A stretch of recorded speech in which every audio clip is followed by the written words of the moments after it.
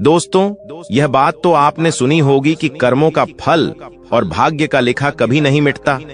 हम अच्छे कर्म और बुरे कर्म नीचे धरती पर करते हैं और हम सोचते हैं कि हमें कोई नहीं देख रहा, लेकिन एक अलौकिक शक्ति है जो हमेशा हम पर नजर रखती है। जैसा बीज बोओगे वैसी ही फसल प्राप्त करोगे। ये कहावत आपने सुनी ही होगी, जैसे आप कर्म करोगे वैसा ही आपको फल भी प्राप्त होगा। लेकिन मेरा एक सवाल है, क्या आप इस बात पर यकीन करते हैं कि जैसा आप कर्म करते हैं वैसा ही आपको फल भी मिलता है? आइए इस कहानी के माध्यम से समझते हैं। नमस्कार दोस्तों, बोधि इनसाइट्स यूट्यूब चैनल में आपका दिल से स्वागत है। दोस्तों, यह कहानी बड़ी ही शिक्षाप्रद, महत्वपूर्ण और ज्ञानवर्धक है। मेरा आपसे निवेदन है कि कहानी के अंत तक हमारे साथ में जरूर बने रहना। तो चलिए कहानी को शुरू करते हैं। बहुत समय पहले की बात है। एक गांव में रघु नाम का किसान रहता था। उसके परिवार में सिर्फ रघु और उसकी पत्नी रहती थी। एक दिन वह किसान और उसकी पत्नी अनाज बेचने के लिए दूसरे नगर गए थे। जब वह अनाज बेचकर दूसरे नगर से अपने नगर आ रहे थे, दोनों अनजान शहर में एक सुनसान रास्ते से जा रहे थे। जब वह दूसरे राज्य की सीमा से निकले तो उन्हें रास्ते में कुछ डाकू मिल गए और उन डाकुओं ने उस किसान और उसकी पत्नी के पास जो कुछ भी था वह सब कुछ लूट लिया। और इस तरह किसान और उसकी पत्नी को डाकुओं ने भिखारी बना दिया। इसके बाद डाकुओं का गिरोह वहां से चला गया। डाकू तो चले गए, लेकिन किसान और उसकी पत्नी को लूटने के बाद वह दोनों चिंता में पड़ गए और सोचने लगे कि आगे क्या किया जाए। एक तो अनजान शहर, और अनजान शहर में दोनों का बुरा हाल था, क्योंकि अनजान शहर में पैसा ही सब कुछ होता है। किसान अपनी पत्नी को लेकर अनजान शहर की तरफ बढ़ने लगा। उसे यह चिंता खाए जा रही थी कि अब मैं क्या करूं, और करूं तो करूं कैसे। वह इसी चिंता में चला ही जा रहा था कि नगर के बाहर एक महात्मा की कुटिया दिखाई दी। वह किसान अपनी पत्नी को लेकर कुटिया की तरफ चल दिया। जब वह कुटिया के पास पहुंचा तो उसे वहां पर एक महात्मा मिले, जो एक चबूतरे पर बैठे हुए अपने शिष्यों को प्रवचन दे रहे थे। महात्मा को देखकर किसान सोचने लगा, क्यों ना इन साधु महाराज को अपनी समस्या बताऊं, शायद यह मेरी समस्या का कुछ समाधान कर दें। ऐसा विचार करके वह किसान उन साधु महात्मा के पास पहुंच गया और उन्हें प्रणाम किया। फिर बहुत ही विनम्र स्वर में उसने अपनी समस्या उन महात्मा को बताई और कहने लगा, महाराज, यदि किसी तरह आप मेरी पत्नी को किसी सेठ के पास गिरवी रखवाकर मुझे कुछ पैसे दिलवा दें तो आपकी बड़ी कृपा होगी। जब साधु ने किसान की बात सुनी तो उस साधु महात्मा को उस किसान पर दया आ गई। साधु ने अपने परिचित सेठ के बारे में बताया और उस किसान को उसके पास भेज दिया। किसान अपनी पत्नी को लेकर उस सेठ के पास पहुंच गया और उस सेठ से हाथ जोड़कर कहने लगा, सेठ जी, मुझे कुछ पैसों की आवश्यकता है। मेरे पास गिरवी रखने के लिए और तो कुछ नहीं है, बस मेरी पत्नी है। आप मेरी पत्नी को गिरवी रखकर मुझे कुछ पैसे दे दीजिए। मैं उन पैसों से कोई व्यापार करके जल्दी ही आपकी रकम ब्याज सहित वापस कर दूंगा और अपनी पत्नी को आपसे छुड़ा लूंगा। तब तक मेरी पत्नी आपके दिए हुए पैसों में आपके पास गिरवी रहेगी। सेठ ने जब उस किसान की बात सुनी तो वह पैसे देने के लिए तैयार हो गया और पैसों के बदले में किसान की पत्नी को अपने पास गिरवी रख लिया। किसान सेठ के पास अपनी पत्नी को गिरवी रखकर और उस सेठ से कर्ज लेकर व्यापार करने के लिए आगे बढ़ गया। किसान ने उन रुपयों से अनाज का व्यापार शुरू कर दिया। वह अब किसान से व्यापारी बन गया। अब सस्ते दामों में किसानों से अनाज को खरीदता था और दूसरे जरूरतमंद किसानों को महंगे दामों में बेच देता था। इस प्रकार रघु ने उन पैसों से बहुत ही कम समय में अच्छा खासा धन अर्जित कर लिया। जब रघु ने खूब पैसा कमा लिया तो 8 महीने बाद फिर रघु उसी नगर में वापस लौट आया, जिस नगर में वह अपनी पत्नी को उस सेठ के पास गिरवी रखकर गया था। रघु नगर में आकर सीधा उस सेठ के पास पहुंच गया और सेठ के पास पहुंचकर कहने लगा, सेठ जी, मैं 8 महीने पहले आपके पास अपनी पत्नी को गिरवी रखकर गया था। आप अपना हिसाब करके मुझसे रुपए ले लीजिए और मेरी पत्नी को मुझे वापस लौटा दीजिए। यह सुनकर उस सेठ ने कहा, भाई क्या बताऊं, आज से 3 महीने पहले की बात है। तुम्हारी पत्नी अचानक बीमार पड़ गई और उस बीमारी के कारण तुम्हारी पत्नी की मृत्यु हो गई। मैंने तुम्हारी पत्नी का बहुत इलाज भी करवाया, अच्छे से अच्छे वैद्य को बताया, लेकिन मैं फिर भी तुम्हारी पत्नी को नहीं बचा सका। रघु ने जब उस सेठ के मुंह से यह सुना तो रघु यह सुनकर बड़ा दुखी हुआ। फिर थोड़ा धीरज रखकर उस सेठ से बोला, सेठ जी, जो होना था वह तो हो चुका है। शायद मेरे नसीब में ही ऐसा लिखा हुआ था। वह मेरे साथ रहती तब भी आयु पूरी होने पर उसे मरना ही पड़ता। होनी को कौन टाल सकता है। फिर भी आप अपने पैसे मुझसे ले लीजिए, ताकि मुझे इस बात का संतोष हो जाए कि मैंने अपना कर्ज चुका दिया और मैंने आपका कर्ज चुकाकर अपनी पत्नी को गिरवी रखने के कलंक से खुद को बचा लिया। रघु की बात सुनकर वह सेठ बोला, नहीं भाई, अब मैं तुझसे वह पैसे कैसे ले सकता हूँ। जब मैं तुम्हारी अमानत ही तुम्हें नहीं लौटा सकता तो अपना कर्ज वापस लेने का मुझे कोई हक नहीं है। रघु ने बार बार सेठ से अपना कर्ज वापस लेने का आग्रह किया, परंतु सेठ नहीं माना। उदास भाव से रघु जब वहां से निकला तो रास्ते में फिर उसी स्थान पर पहुंच गया जहां पर वह उन साधु महात्मा से पहली बार मिला था। हमेशा की तरह साधु महात्मा अपने चबूतरे पर बैठे हुए अपने शिष्यों को प्रवचन सुना रहे थे। रघु भी मन की शांति के लिए वहीं पर जाकर बैठ गया और महात्मा के प्रवचन सुनने लगा। साधु महात्मा ने जब रघु को देखा तो साधु महात्मा उसे पहचान गए और उसका हालचाल पूछने लगे। रघु ने पूरा घटनाक्रम उन साधु महात्मा को बता दिया। वह साधु एक सिद्ध महात्मा थे। रघु की बात सुनकर उस साधु ने कहा, भाई, उस सेठ ने तेरे साथ धोखा किया है। तेरी पत्नी निश्चित रूप से जीवित है। भाई, तेरी पत्नी को या तो उस सेठ ने अपने घर में छुपा लिया है या फिर उस सेठ ने तेरी पत्नी को अपने किसी परिचित के यहाँ दूर किसी जगह पर भेज दिया है। अब तू ऐसा कर, यहाँ के राजा के पास चला जा और राजा के दरबार में जाकर प्रार्थना करना कि राजा साहब मेरी पत्नी को सेठ से दिलवा दो, क्योंकि इस नगर का जो राजा है वह बहुत ही बुद्धिमान व्यक्ति है। वह निश्चित ही तेरी पत्नी को उस सेठ पर जोर डालकर तुझे दिलवा देगा। उसके दरबार में ही तुम्हारा फैसला होगा। जब रघु ने उस साधु महात्मा की बातों को सुना तो रघु उस साधु महात्मा की बात मानकर राजा के दरबार में जाने के लिए चल दिया। रघु राजा के दरबार में पहुंच गया और राजा के दरबार में पहुंचकर राजा से गुहार लगाने लगा कि महाराज, मेरी पत्नी को सेठ से मुझे दिलवा दीजिए। महाराज, मैंने सेठ के कुछ धन उधार लिया था। बदले में अपनी पत्नी को सेठ के पास गिरवी रख कर गया था। जब मैं धन लेकर अपनी पत्नी को उस सेठ के पास लेने गया तो वह कह रहा है कि उसका देहांत हो गया है। वह झूठ बोल रहा है। रघु की प्रार्थना सुनकर राजा ने सेठ को दरबार में बुलाया और उससे कहा, सेठ, क्या यह बात सच है कि यह किसान कुछ रुपयों के बदले में अपनी पत्नी को तुम्हारे पास गिरवी रख कर गया था? सेठ ने स्वीकार करते हुए कहा कि हाँ राजन, किसान की यह बात बिल्कुल सच है। राजा ने फिर कहा, तुम इसकी पत्नी को क्यों नहीं लौटा रहे हो? राजा की बात सुनकर वह सेठ बोला, कैसे लौटा सकता हूं महाराज? मैंने इस किसान को बता तो दिया कि आज से 3 महीने पहले इसकी पत्नी की मृत्यु हो चुकी है। महाराज, अब मैं धर्मराज के पास जाकर तो इसकी पत्नी को वापस नहीं ला सकता। राजा ने पूछा, कोई गवाह है तुम्हारे पास जो इस बात की पुष्टि कर दे कि इसकी पत्नी की मृत्यु हो चुकी है? तो सेठ बोला, जी महाराज, इस बात की पुष्टि वह अच्छी तरह से कर देगा जिसने इस व्यापारी की पत्नी का इलाज किया था। वह 4 व्यक्ति भी इस बात की गवाही दे देंगे जो इसकी पत्नी को शमशान में जलाकर आए थे। उस सेठ ने यह बात इतने आत्मविश्वास के साथ कही कि राजा को भी उस पर भरोसा हो गया। तब राजा ने रघु से कहा, भाई, अगर तुम्हारी पत्नी जीवित होती तो हम तुम्हें अवश्य दिलवा देते। अब तो हमारी भी मजबूरी है।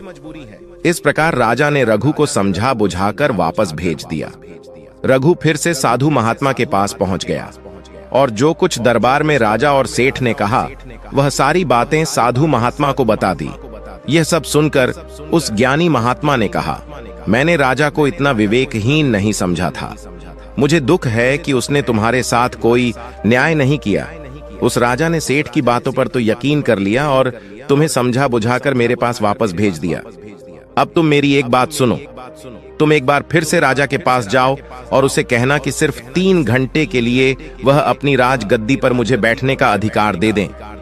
तब मैं राजा को बताऊंगा कि न्याय कैसे किया जाता है और न्याय किसे कहते हैं। रघु एक बार फिर से राजा के दरबार में पहुंचा और जैसा उस साधु महात्मा ने कहा था उसने राजा से कह दिया। राजा ने रघु की यह बात सुनी तो यह सुनकर राजा ने कहा, मुझे 3 घंटे के लिए राजगद्दी छोड़ने में कोई ऐतराज नहीं है। यदि ऐसा करने से तुम्हें न्याय मिल जाएगा तो मैं 3 घंटे के लिए उस साधु महात्मा के लिए अपनी राजगद्दी छोड़ दूंगा। तुम उन महात्मा को राज दरबार में ले आओ।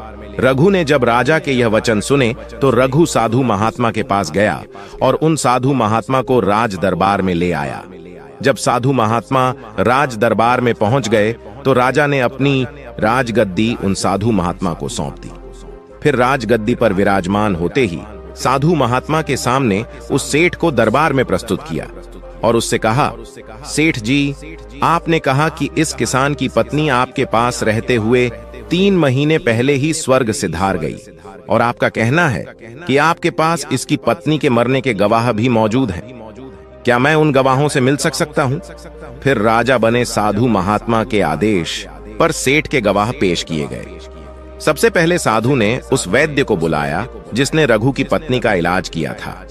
साधु ने वैद्य से पूछा, क्यों भाई, आपने ही हरीश की पत्नी का इलाज किया था? वैद्य बोला, जी हुजूर, मैंने ही रघु की पत्नी का इलाज किया था। वैद्य की बात सुनकर वह साधु बोला, अच्छा वैद्य जी, मुझे ये बताओ कि तुम रघु की पत्नी का इलाज करने के लिए सेठ के घर जाते थे या फिर रघु की पत्नी इलाज करवाने के लिए तुम्हारे पास आती थी? राजा बने साधु महात्मा की बात सुनकर वह वैद्य राजा से बोला, महाराज सेठ जी मेरे औषधालय पर स्वयं आकर दवा ले जाते थे। साधु बोला, यानी तुम विश्वास के साथ यह नहीं कह सकते कि वह दवा सेठ रघु की पत्नी के लिए ही ले जाता था या फिर किसी और के लिए? साधु की बात सुनकर वह वैद्य बोला, हाँ महाराज, यह बात मैं यकीन के साथ तो नहीं कह सकता कि सेठ किसके लिए दवाई ले जाते थे, लेकिन सेठ जी मुझसे दवाई जरूर ले जाया करते थे। वैद्य की बात सुनकर वह साधु बोला, इसका मतलब तो यही हुआ कि तुम मरीज को बिना देखे ही दवाइयां देते हो। यह तो बहुत ही गंभीर है। तुम दवा के स्थान पर किसी को जहर भी तो दे सकते हो, और हो सकता है तुम्हारे द्वारा दिए हुए जहर से ही रघु की पत्नी की मृत्यु हुई हो। उस साधु की यह बातें सुनकर वैद्य का चेहरा डर के मारे पीला पड़ने लगा और वह भयभीत स्वर में बोला, नहीं हुजूर, ऐसा हरगिज नहीं हो सकता। मैं अपने किसी मरीज को दवा के बदले भला जहर क्यों दूंगा? और इस तरह से मेरी सारी मान प्रतिष्ठा भी धूल में मिल जाएगी। वैद्य की बात सुनकर वह साधु महात्मा बोले, अब तो तुम ऐसा ही कहोगे। मैं तुम्हें अपने कर्तव्य के प्रति लापरवाही करने के और एक मरीज के जीवन से खिलवाड़ करने के अपराध में 50 कोड़े लगाने का आदेश देने जा रहा हूं। इसके साथ ही तुम्हारा मुंह काला करके सारे नगर में तुम्हें घुमाया भी जाएगा। अब तुम सोच लो, वैद्य सच बोलोगे या फिर मैं सैनिकों को तुम्हें गिरफ्तार करने का आदेश दूं? यह सुनकर वैद्य का शरीर कांपने लगा और वह उस साधु के कदमों में जा गिरा और बोला, हुजूर, मुझे माफ कर दीजिए। मैं स्वीकार करता हूं कि मैंने सेठ के किसी मरीज का कोई भी इलाज नहीं किया। सेठ ने तो मुझे पैसे दिए थे और कहा था कि यदि गवाही की आवश्यकता पड़े तो ऐसा कहकर उसके पक्ष में गवाही दे दूं।